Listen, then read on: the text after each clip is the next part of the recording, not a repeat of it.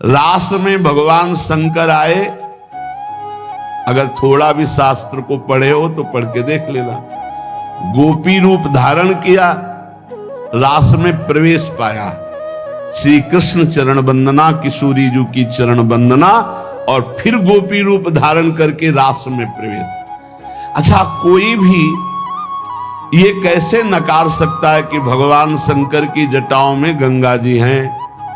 और वो गंगा जी क्या है, क्या आप नहीं जानते हो? गंगा तरंग रमणीय जो जटा कलापम गौरी विभूषित वाम भागम, भगवान शिव के लिए आता है। तो जो जटा कटा संभ्रमम भ्रमण नीलम पर निर्झरी जो विराजमान है गंगा जी, वो कौन है? गांगम वारि मनोहारि मुरारी चरण अच्युतम त्रिपुरारि शिरश्चारी पापापहारि पुनः तुमा। देखो भाई, तत्व एक है, पर लीला में जब प्रारंभ होगा तो लीला में छुटाई बड़ाई हंसी मजाक वो उनकी आराधना, वो उनकी आराधना।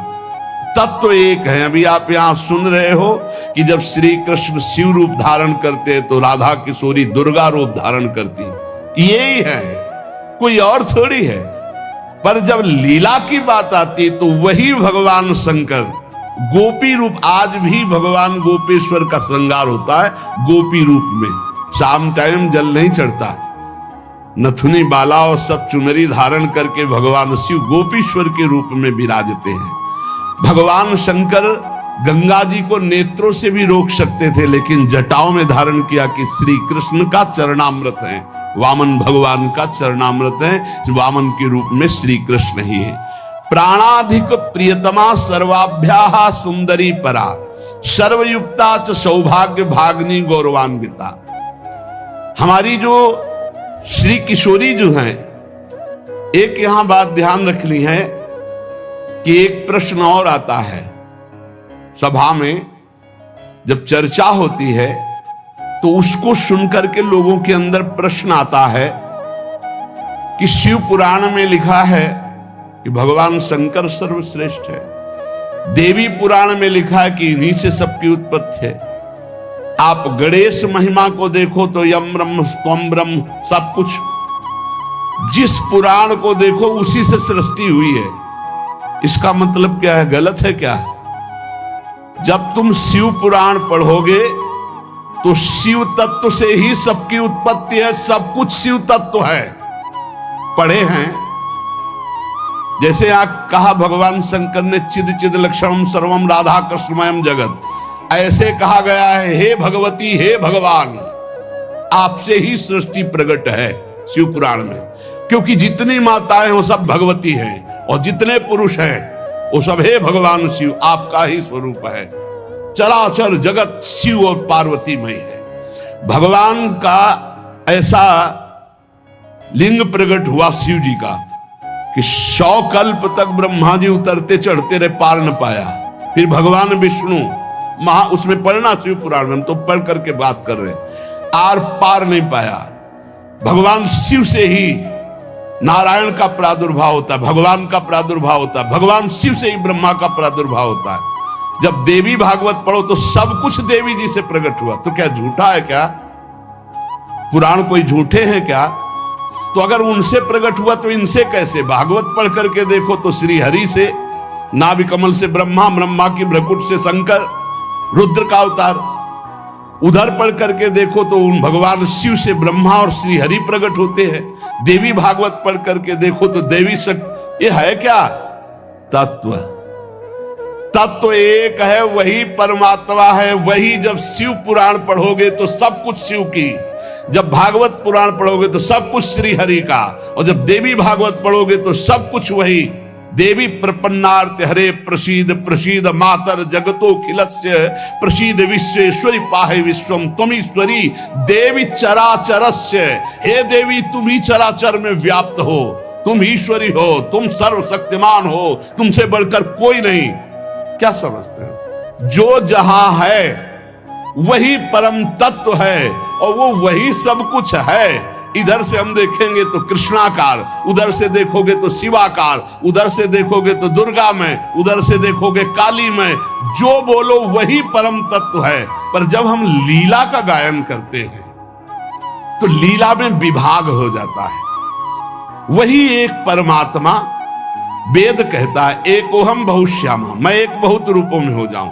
अब वही परमात्मा शासक बन गया, वही शासित हो गया, वही धर्मात्मा बन गया। उसी के छाती से धर्म प्रकट हुआ, उसी के पीठ से अधर्म प्रकट हुआ। अधर्म करने वाला दंडनीय हो गया, धर्म करने वाला बंदनीय हो गया। लेकिन दंडनीय और बंदनीय में दोनों में एक तत्व विराजमान, तत्व में अंतर नहीं। ये जो समझते नहीं ना, लीला को समझते नहीं है और तत्व को समझते नहीं, तो ये झगड़ा करने लगते हैं कि शिव को छोटा कैसे कह दिया। पूछो शिव जी से जाके, अरे उनको देखो तो रात दिन भगवत श्री हरि चर्चा करते रहते हैं। और हरि को देखो, उनसे पूछो जाके कि तुम्हारे आराध्य देव कौन है, बोलेंगे शंकर। हरि से पूछो कि तुम्हारा गुरु कौन, बोले शंकर। और शंकर जी से पूछो तुम्हारा आराध्य देव को, बोले हरि। और हम आपस में लाठी चलाएं। अरे वो एक है, वो एक है, वो अनेक है। अनेक होते हुए भी एक है, एक होते हुए भी अनेक है। इस बात को समझो। जब देवी भागवत, तो देवी ही सब कुछ है, देवी के ही अंश से राधा है। समझिए आप, जब हम वृंदावन से बोलेंगे तो राधा के अंश से देवी है। जब आप शिव पुराण से बोलेंगे तो शिव के अंश से हरि है। और जब भागवत पुराण से बोलेंगे तो हरि के अंश से शिव है। आप इस बात को समझिए। जब लीला का बात, लीला प्रसंग आएगी तो उसमें भेद हो जाते हैं। जैसे ब्रह्म ऋषियों ने विचार किया कि इन तीन महान भगवत स्वरूपों में कौन सबसे बड़ा है। क्या उन ब्रह्म ऋषियों को पता नहीं कि हरि ही ब्रह्मा है, ब्रह्मा हरि ही शिव है। शिव ब्रह्मा और हरि में किंचित मात्र भेद नहीं। स्वयं भगवान बोले मैं ही हर हूं, मैं ही विधि हूं, मैं ही हरि रूप हूं। जगह जगह वर्णन है। लेकिन जब भृगु जी परीक्षा के लिए गए तो ब्रह्मा जी के सामने जाके ऐसे खड़े हो गए। या भद्रता है गुरुजनों के सामने ऐसे खड़े होना, ऐसे नहीं खड़े हुआ जाता, ये अभद्रता कही जाती। गुरुजनों के सामने सावधानी पूर्वक हाथ जोड़कर या बहुत नम्र ऐसे। अब वो गए और ऐसे खड़े हो गए। ब्रह्मा जी ने कहा तो सभा की मर्यादा के विरुद्ध है, पर भृगु जी उनके पुत्र हैं, थोड़ा गुस्सा आया पर शांत रहे। शंकर जी के पास गए, बोले आओ भाई, बहुत दिनों बाद आगमन हुआ भृगु जी से। बोले हम तुम्हारे गले नहीं लगते हैं, परम पवित्र रहते हैं। उठाया त्रिशूल उन्होंने हमको। भृगु जी शांत होकर के वहां, और भगवान हरि के पास गए, सैया में पड़े हुए थे, सीधे लात मारी जाके, सीधे छाती पे लात। भगवान उठे और कहा मुझे पता नहीं था आप आ रहे हो, नहीं आपकी अगवानी करता। और चरण दाबने लगे। बोले आपके चरण बहुत कोमल है, मेरी छाती बहुत कठोर, कहीं चोट तो नहीं लग गई। और आज के बाद जब जब अवतार भी लेंगे तब तक आपका भृगु चरण चिन्ह ये हमारे छाती पे बना रहेगा, ये हमारा बड़ा सौभाग्य। आंसू आ गए भृगु जी के। अब आप क्या कहेंगे? कोई छोटा बड़ा नहीं। जब लीला होती है और एक ही तत्व है तो रंगमंच पर वही सब रूप धारण किए, जगन नाटक वही भवा, इस बात को सब। पर जब हम किशोरी जी की बात कहेंगे तो किशोरी जी के अंश से सब शक्तियां हैं। और जब आप दुर्गा की बात करें तो आपको वहां से दिखाई देगा किशोरी जी दुर्गा जी की अंश है, क्योंकि इधर से अंश वो, उधर से अंश वो उनकी अंशी, वो उनकी अंशी, कोई अंतर नहीं। इधर से हम बोलेंगे श्री कृष्ण के अंश से शिव, और जब शिव पुराण में पढ़ोगे तो शिव जी के अंश से श्री कृष्ण। अब इसमें संशय थोड़ी, क्योंकि वही एक तत्व है, विविध प्रकार से लीला कर रहा है। इसलिए भ्रम का तो ध्यान छोड़ दो, भ्रम छोड़ दो। जब जब जैसा अवसर आया वही रूप धारण किए तत्व विराज। पर जब लीला की चर्चा होगी तो माधुर्य रस में ऐश्वर्य का प्रवेश नहीं, भगवान के ऐश्वर्य का प्रवेश नहीं, तो और ऐश्वर्य शक्तियों की तो बात जाने दो। कभी आपको कोई भी शास्त्र मिला हो कि ब्रज में सुदर्शन चक्र का प्रयोग भगवान ने किया या प्रवेश हुआ, तो हमें बताना। कभी दिव्य वैभव का प्रयोग, क्योंकि ये माधुर्य का क्षेत्र है, ये जो ब्रज है ये वात्सल्य माधुर्य। कभी सुदर्शन चक्र से ब्रज में किसी को मारा हो मुझे तो याद नहीं है, आप लोगों को कोई याद आवे तो हमको भी बता देना, क्योंकि अभी तक तो नहीं पढ़ा है हम। आगे अगर किसी को लगे, दूध पीते हुए पूतना को मारा, प्रवेश करके अगासुर को मारा, फाड़ के बकासुर को फेंक दिया और उसका पैर पकड़ के धेनुकासुर को मारा। बस यही थप्पड़ घूसा इसी से पहुंचा दिया है। ना तो कौमोदकी गदा आई है, ना प्रभु की तलवार आई है, ना यहां सुदर्शन चक्र आया है, ना यहां दारुक सारथी रथ लेके आया है।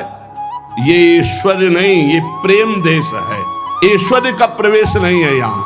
और जहां कहीं ऐश्वर्य का कुछ दिग्दर्शन कराना चाहा तो वहां वात्सल्य ने डांट लगा दी है। जैसे मुख में जब मिट्टी खाई हो ऐश्वर्य दिखाना शुरू किया तो वात्सल्य ने डांटा है, यहां नहीं। तो तुरंत मैया को लगा है मेरी आंखों का दोष कोई है, ये तो मेरा लाला है ऐश्वर्य का। अब जब निकुंज की बात आती है तो इसमें तो बिल्कुल ऐश्वर्य का प्रवेश नहीं है। ब्रज में तो आप थोड़ा ऐश्वर्य की झलक दिखा दिए, अंतर ध्यान हो गए, लेकिन निकुंज में कहीं नहीं कि अंतर ध्यान की लीला एक बार भी हुई हो। निकुंज में बताना पूरे वाणियों को पढ़ करके। अब जो निकुंज रस है इसमें कहीं वर्णन नहीं है कि अष्टभुजा का प्रवेश है या षोडश भुजा का। हमारी ही श्री जी सब अंशों से है, लेकिन ऐश्वर्य रूप नहीं, ये महामाधुर्य रूप है। इसी महामाधुर्य की महिमा की हम उपासना करते तो हमारे लिए हमारा उपास्य देव सर्वश्रेष्ठ है। और जब उपास्य देव की सर्वश्रेष्ठता की लीला में देखते हैं तब ये वर्णन आता है कि अनंत शक्तियां, देखो भगवान शिव ने स्वयं वर्णन किया कि ये जो अनंत शक्तियां तत्कला कोटि कोट्यंसा दुर्गाद्यस्त्र गुणात्मिका। अब देखिए वही प्रभु है शक्ति, वही है शक्तिमान, किंचन मात्र अंतर नहीं। लेकिन प्रभु आदेश करते हैं कि मैं अब अवतार लेने जा रहा हूं, भागवत में पढ़ के देख लेना। तुम हे महाशक्ति बलराम जी का कर्षण करके रोहिणी के गर्भ में डालो और मैं स्वयं अवतार लो। तुम जाकर नंद बाबा के यहां कन्या रूप से पूरी लीला पढ़ के देख लो। और नाम चामुंडा, कुष्मांडा, दुर्गा आदि तुम्हारे विविध नाम भगवान ने रखे और तुम सबकी कामना पूर्ण करने वाली होगी। जाओ मेरा आदेश है, ऐसा करो। भगवान ने आदेश किया, शक्ति कार्य कर रही। भगवान की प्राप्ति के लिए उसी शक्ति की आराधना कात्यायनी रूप से गोपिकाएं करते हैं कि मुझे श्री कृष्ण पति रूप में प्राप्त हो। उसी शक्ति की आराधना सीता जी गौरी पूजन करती है। और सीता जी कौन है? काल रात्र निश्चर कुल केरी, महाकाल रात्रि स्वरूपा उनको गोस्वामी जी ने कहा। काल रात्रि निश्चर कुल केरी, जेहि सीता पर प्रीति घनेरी। ये नहीं समझ रहा रावण की साक्षात इसका काल पधारा है। ये काल रात्रि महाशक्ति स्वरूप चाट जाएंगे, कुछ नहीं बचेगा लंका में। ये दुष्ट जिनके प्रति विरोध भाव कर रहा है कौन है? वही गौरी है और वही गोरी है, वही महाशक्ति है और वही सीता जी है। अब आप समझिए, आदि शक्ति जय जग उपजाया, सीता जी गौरी पूजन कर रहे। गौरी जी खसी माल मूर्ति मुस्कानी, जाओ मनुजा हिराच्यो मिली सोबर साध सुंदर साव। तो सीता जी कौन है? मनुष्य रूपा को भगवान राम कह रहे। आदि शक्ति जय जग उपजाया, सो अवतरी मोरिया माया। अरे कोई भेद नहीं, कहीं भेद नहीं। पर जब लीला की बात करेंगे तब लीला में भेद दिखाई दे रहा है कि सीता जी गौरी जी का पूजन कर रहे हैं, उनसे वरदान प्राप्त कर रहे हैं। और भगवान प्रिया सती को संशय हो जाता है। लीला भेद देखो कि ये राम जी कैसे सच्चिदानंद में, जब हे खग हे मृग हे मधुकर श्रेणी, पूरा प्रसंग पढ़ करके देखो आप। और है कौन? या देवी सर्वभूतेषु बुद्धि रूपेण संस्थिता। जब लीला में देखोगे तो तत्व की बात भूलना पड़ेगा, तभी स्वाद आएगा। और जब तत्व देखोगे तो शांत रस आएगा। ये दास्य वात्सल्य सख्य ये रसों का स्वाद नहीं मिल पाएगा। उसमें एक ही तत्व है, तो समझ में आ रहा है वही तत्व है। जब लीला में देखोगे तो आपको वही तत्व परशुराम है, वही तत्व राम जी है। लेकिन राम जी के आगे परशुराम जी घुटने टेक कर जय जय जय रघुकुल केतु, भृगुपति गए तपहि बन हेतु। ये समझना होगा। ये जो आजकल के नए बच्चे ना, ये तर्क वितर्क शुरू कर देते हैं। लीला में तर्क वितर्क नहीं होता है, तत्व में एक ही वस्तु है। तत्व की जब बात करोगे तो आप क्या समझते हो, कितने दिन से तुम दुर्गा जी की उपासना करते हो?